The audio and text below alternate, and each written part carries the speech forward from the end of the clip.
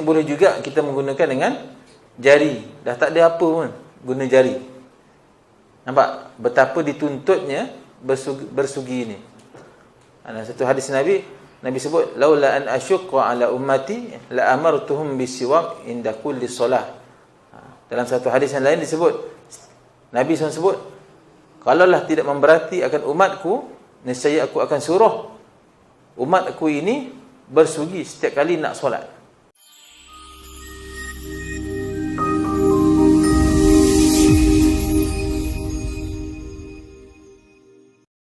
A'udzubillahi as-sami'il 'alim minasyaitonir rajim. Bismillahirrahmanirrahim. Alhamdulillah rabbil alamin wassalatu wassalamu ala asyrafil mursalin wa ala alihi wa sahbihi ajma'in. Qala rabbi shrah li sadri wa yassir li amri wa hlul 'uqdatam min lisani yafqahu qawli, amma ba'd. Alhamdulillah, kita bersyukur Allah SWT pada tengah hari ini diberikan kesempatan untuk sama-sama kita berkumpul. Ustaz minta ke depan sikit lagi. Dapat? Ke depan. Ada ruang kosong banyak.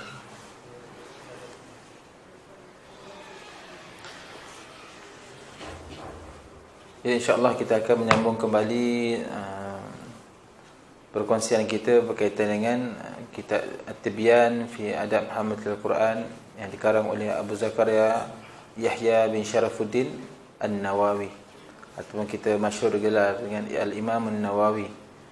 Jadi kalau kawan kata Al-Imam An-Nawawi, nama dia siapa? Siapa dia? Abu Zakaria. Abu Zakaria itu penggelaran dia. Nama dia sebenarnya siapa? Yahya bin Sharafuddin. Yahya bin Sharafuddin. Baik, kita akan lihat dalam bab yang ke-6.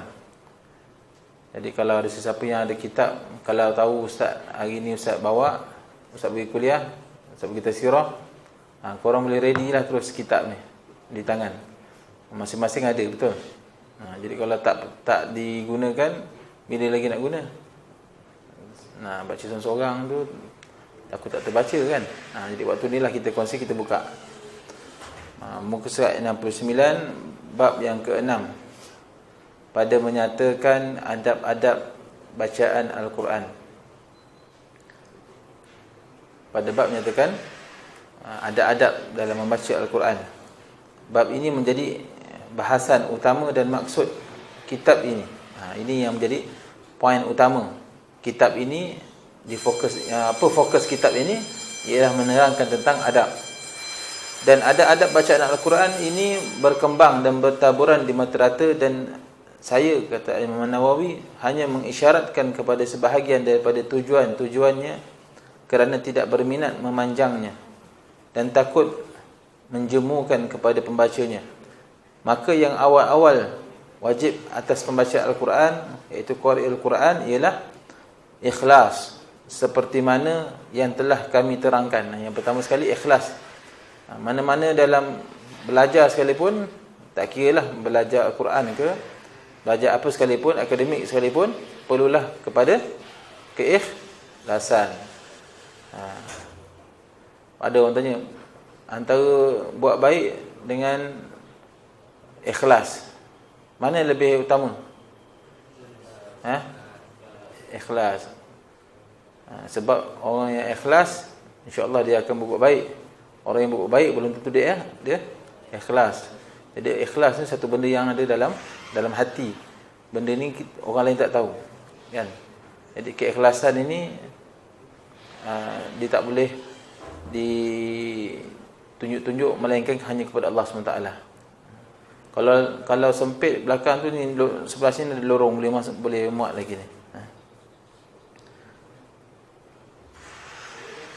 Dan meraihkan, memelihara adab dengan Al-Quran, maka segeralah bagi qari Al-Quran itu bahawa mengingati di dalam dirinya, iaitu hatinya, bahawa ia bermunajat dengan Allah Subhanahu Wa Taala dan membaca ia seperti keadaan orang yang melihat ia akan Allah Taala, maka bahawasanya sekalipun ia tidak dapat melihatnya, maka sesungguhnya Allah Taala melihatnya. Ini konsep kita ihsan, an ta'budallah ka'annaka tarahu fa in lam takun tarahu, apa sama dia?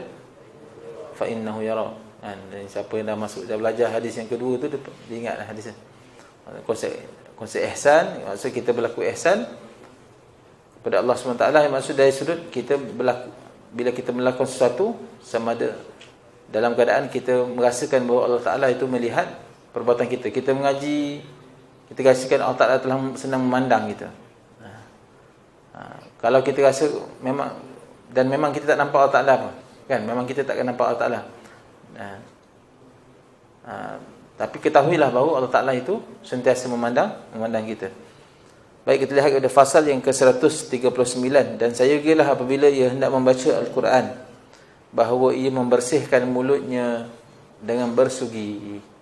Membersihkan mulut dengan bersugi. Bila nak baca Quran, bersihkan mulut dengan bersugi. Siapa ada amalkan?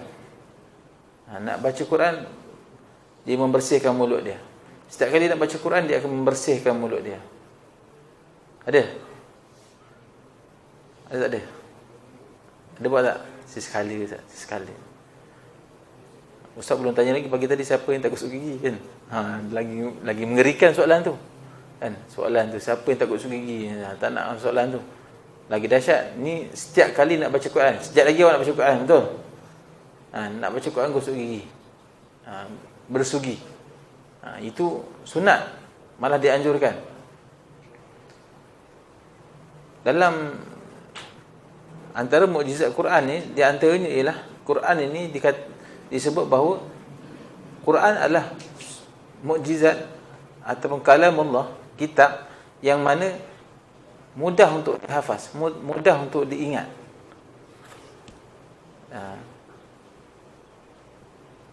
Boleh terima tak? Boleh? Awak hafaz senang ke susah?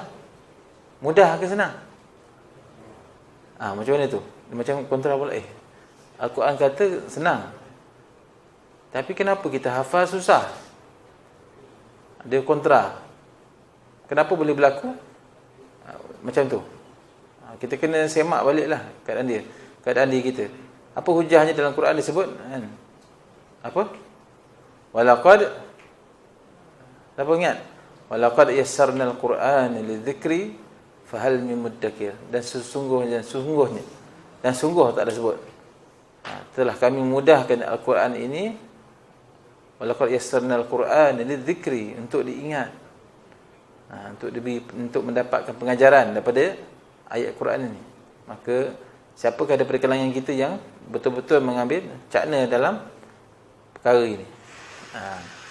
Jadi kalau kita betul-betul serius nak menghafaz Quran, insya-Allah Quran ini sebenarnya mudah untuk dihafal. Sebab janji Allah Ta'ala itu benar. Janji Allah Ta'ala itu benar, yakinlah. Kalau susah kita menghafaz Quran, kita kena tengok benda pertama sekali ialah adab kita dengan Al-Quran itu sendiri. Jadi adab dengan Quran tu kita kena jaga. Jadi dalam Imam Nawawi disebut, selain daripada ikhlas dalam menuntut ilmu ni, menghafaz Quran, membaca Al-Quran, adab yang kita kena jaga ialah membersihkan mulut setiap kali nak membaca Al-Quran. Jadi Ustaz harap kita bila dengar ayat ni, bila dengar adab ni, kita mula untuk beramal. Kan, mula petang ni bersihkan mulut. Kan, tak kira ada yang puasa, ada yang tak puasa, kan. Yang tak puasa tu bersihkan mulut, paling tidak komor ke, kan, bersihkan. Kalau perlu ada kayu sugi, kayu sugi. Kalau tak ada kayu sugi, sebenarnya Ustaz, buh gigi. Jadilah buh gigi. Gosok gigi setiap kali sebelum nak ngaji ke. Awak akan rasakan kecerdasannya berbeza. Yakinlah, kecerdasannya berbeza. Dia takkan sama. Dia mesti ada kaitannya. Kaitannya. Kalau nak kata dia punya hikmah kebaikan, dia mesti ada kebaikan. Kalau kita ikut, insya-Allah tidak akan rugi. Dan yang terpilih, afdal itu bersugi dengan kayu Arab. Dan boleh juga bersugi itu dengan ranting-ranting kayu yang lain-lain. Dan dengan apa sahaja yang boleh membersihkan, seperti perca kain yang kasar dan asnan dan lain-lain. Itu antara alat untuk kita bersugi. Boleh kalau nak bersugi, tak ada kayu sugi. Kayu sugi, kena kayu arak tu, ayat sebut kayu arak tu yang biasa tu, kan. Tu contohnya tu. Kalau tak biasa tu ambil benda-benda lain. Benda-benda yang kasar. Gosok gigi, pakai buah gigi pun tak apa. Apa saja. Dan pada hasilnya bersugi dengan jari yang kasar itu ada 3 wajah. Maksudnya boleh juga kita menggunakan dengan jari. Dah tak ada apa pun guna jari. Nampak betapa dituntutnya bersugi ini. Ada satu hadis Nabi sebut laula an asyqa ala ummati la amartuhum bisiwak inda kulli solah. Dalam satu hadis yang lain disebut Nabi SAW sebut, kalaulah tidak memberati akan umatku, nescaya aku akan suruh umat aku ini bersugi setiap kali nak solat. Nescaya aku akan wajibkan umatku untuk bersugi setiap kali nak solat. Begitu sekali, tapi tak wajib lah. Nak beritahu betapa tuntutan bersugi ini satu tuntutan yang sangat baik, sangat besar dunia tuntutan dia. Jadi kalau pelajar-pelajar Ustaz depan Ustaz ni dapat beramal dengan bersugi ni, bermula dengan adab yang pertama ini, mudah-mudahan banyak keberkatan yang boleh kita dapat. Allah Ta'ala mudahkan kita menghafal, belajar dan sebagainya. Boleh insya-Allah. Siapa yang ada kayu sugi? Tak ada eh? Kalau tak ada, nanti suruh koperasi carikan. Ada? Ada seorang. Ada satu je eh? Kongsi. Gitu kan. Boleh nak kongsi? Tak selera nanti kawan tu. Kalau tak ada, cuba cari. Sebagai tanda kita nak beramal dengan sunnah insya-Allah. Menjaga adab kita dengan Quran. Adab yang ringan saja. Membersihkan mulut kita. Membersihkan mulut kita dalam keadaan siapa dapat manfaat? Kita juga yang dapat manfaat. Jadi sama-sama kita amalkan. Jadi dalam hal ini bersugi dengan jari yang kasar pun dibolehkan. Ada 3 wajah. Pendapat bagi ashab ulama ijtihad di dalam mazhab Syafi'i rahimallahu taala, pendapat yang termasyhur ialah tidak berhasil, tidak memadai. Tak memadai untuk bersugi menggunakan jari. Tak memadai. Yang kedua memadai. Ada pandangan kita bolehlah. Kalau tak ada apa juga nak gunakan untuk bersugi, pakai jari pun boleh. Yang ketiga memadai pakai jari jika tidak ada yang lain daripadanya, dan tidak berhasil jika ada yang lainnya. Yang ketiga, kalau ada yang lain, utamakan yang lain. Tak ada alat-alat lain. Buah gigi dah tak ada, kayu sugi pun tak ada, semua tak ada. Kain perca yang kasar pun tak ada. Barulah pakai jari. Barulah memadai. Dan hendaklah bersugi mengikut melintang giginya bermula dari sebelah kanan daripada mulutnya, dan hendaklah ia berniat mengikut sunat daripada kanan. Mana kanan gigi orang? Sini kanan. Gosok daripada kanan, bawa ke kiri. Kanan ke kiri. Sama juga bila kita nak gosok gigi kan. Ini Ustaz pun dulu masa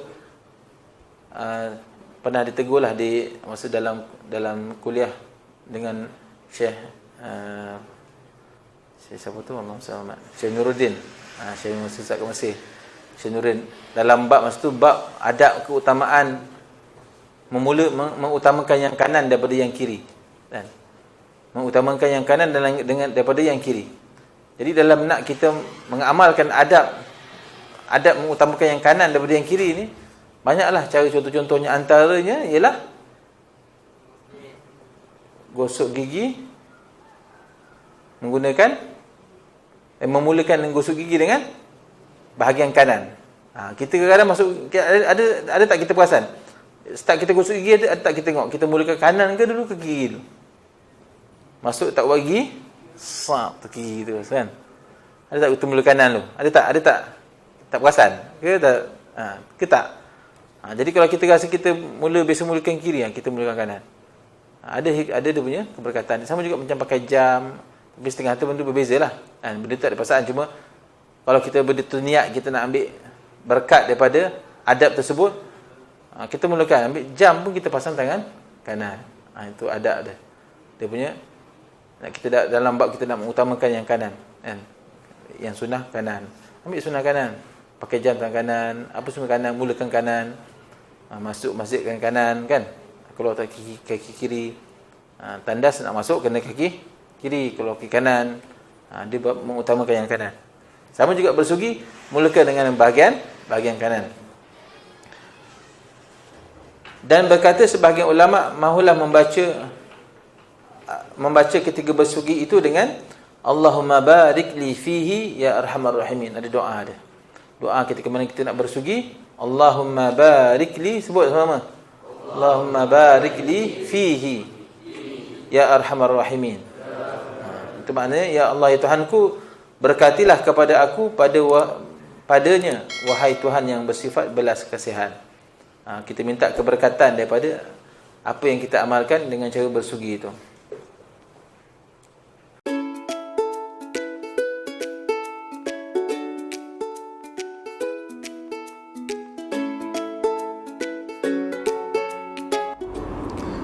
Bismillahirrahmanirrahim. Terima kasih kepada seluruh penyumbang yang menaja minuman Tanwir Koko ini kepada madrasah kami. Mudah-mudahan tuan-tuan dan puan-puan dirahmati oleh Allah SWT. Dan jangan lupa untuk membeli minuman ini dan sama-sama kita sebarkan kebaikannya.